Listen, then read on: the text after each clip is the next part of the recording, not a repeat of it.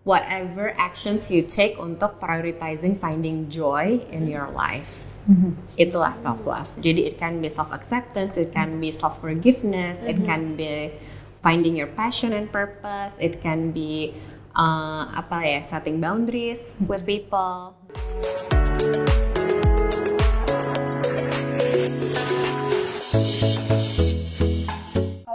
Self-love ini tuh kayak jadi satu terms yang lagi populer banget beberapa tahun terakhir gitu.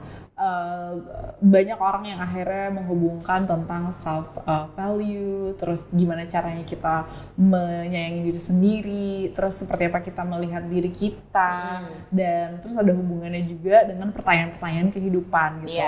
Wah, jangan-jangan karena kita belum menerima diri kita sepenuhnya, kita belum cinta sama diri kita sepenuhnya, tapi akhirnya mungkin ada attraction yang ternyata nggak sesuai nih dengan apa yang kita harapin gitu. Atau ada juga yang bilang kalau kita belum sepenuhnya cinta sama diri kita sendiri, gimana orang lain bisa cinta sama diri kita? Gimana orang lain bisa menerima kita kalau kitanya aja nggak menerima diri kita sepenuhnya?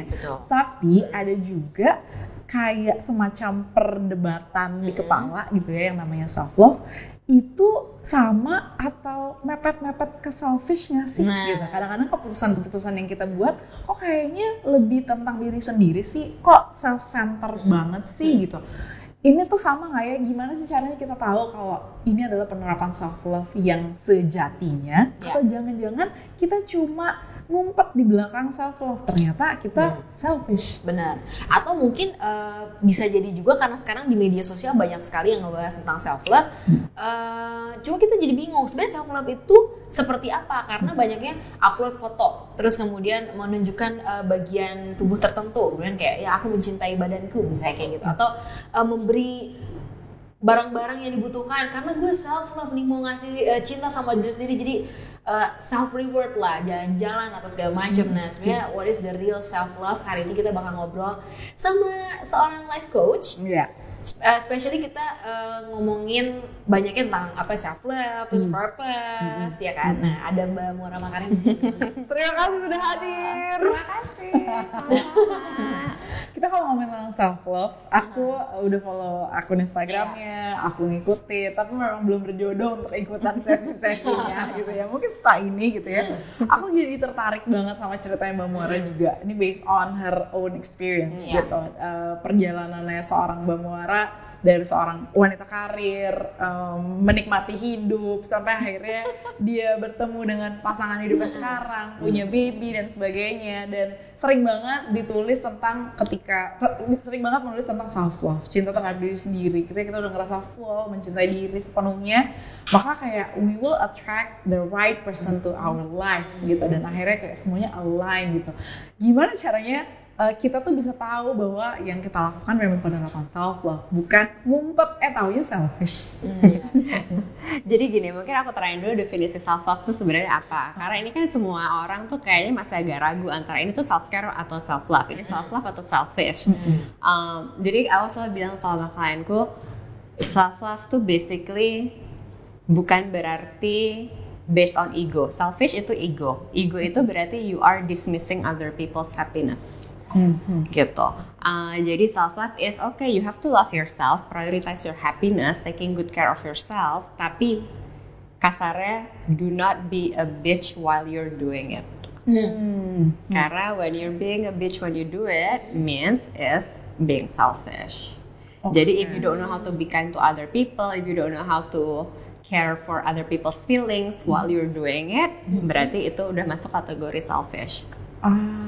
Oh, itu cara ngebedain sama selfishnya. Kalau self love apa sih? Apakah tentang self acceptance, self worth, berhubungan kah? It's all of the above. Jadi self love it's basically ya gini. Whatever actions you take untuk prioritizing finding joy in your life. Itulah self love. Jadi it can be self acceptance, it can be self forgiveness, it can be finding your passion and purpose, it can be setting boundaries with people, but everything that you have to do to make sure you find joy within you, itulah self love. Oh wow. Nah, Mbak, aku tuh penasaran deh sama dampaknya ketika seseorang udah menerapkan cinta terhadap dirinya dengan berbagai macam pola. Tadi kan ada self acceptance, self forgiveness. Apa sih dampak yang paling mungkin dirasakan gitu sama orang tersebut atau kita nih gitu ketika iya ya ini self love, kita tahu nih oh iya ini self love gitu. Ini self love ya. Sebenarnya gini, dampaknya kita ngomongin dampaknya dulu ya. Dampaknya adalah sama aja bayangin self love tuh kayak wifi router. Kalau kita beli router yang mahal dan bagus dan wifi-nya yang bagus, kita akan gampang ngedownload data-data dari komputer. Kalau wifi-nya jelek, downloadnya juga lama. Akhirnya loading terus komputer. Anggap self love itu kayak si wifi-nya. Pada saat wifi-nya bagus, self love kita bagus, kita akan attract orang-orang yang same energy with us, yang sefrekuensi with us. It means hidup kita akan lebih cepat in alignment. Oh, oke. Karena akhirnya kita meng-attract sesuatu yang sesuai dengan energi kita, sesuai yang kita mau gitu. Jadi kayak for example, when I first started learning about self love, itu tuh circle of friends-ku berubah. Tapi I feel more content with life karena akhirnya I attract people yang bisa deep conversation, yang bisa ngerti my passion, yang bisa lebih supportive with my decision in life gitu. Tapi pada saat I didn't understand about self love, my life wasn't like that. My life was just like ya udahlah party, minum-minum, temenan sama siapa aja sebanyak-banyaknya, it's okay. It doesn't have any meaning. Ketemu cowok-cowok juga it doesn't have any meaning gitu. Cowok-cowoknya juga bukan yang in my alignment. Jadi you know you found your self love, you know that gini, you know you love yourself enough if your life is full alignment with your values. Oh, wow. Okay. Gimana caranya seseorang itu tahu kondisinya dia hari ini bahwa dia tidak sedang mencintai dirinya atau mungkin dia sudah mencintai dirinya? Itu nggak ada black and white formula ya. Karena when we talk about self love, kata kuncinya di love itu is something that comes from your heart.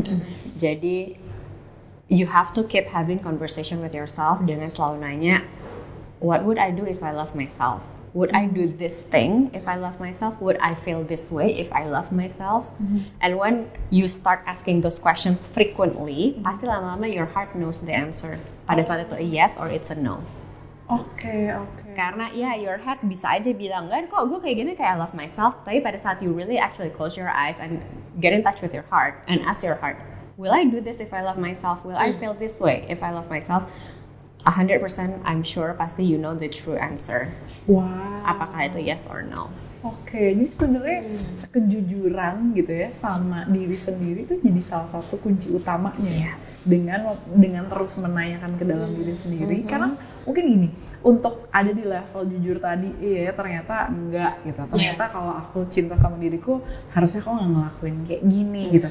Cuma kadang-kadang kan kita tuh suka abai atau tanpa sengaja mengabaikan jawaban-jawaban yang datang dari dalam diri karena kesibukan, karena banyak banget deh distraction-nya gitu. Gimana supaya kita tuh seseorang bisa fokus untuk terkoneksi sama dirinya sendiri, sama hatinya dia sendiri, sampai akhirnya dia menemukan tuh si cinta itu gitu, yang the purest love yang datangnya karena memang pertanyaan-pertanyaan itu, jawaban-jawaban yang jujur gitu.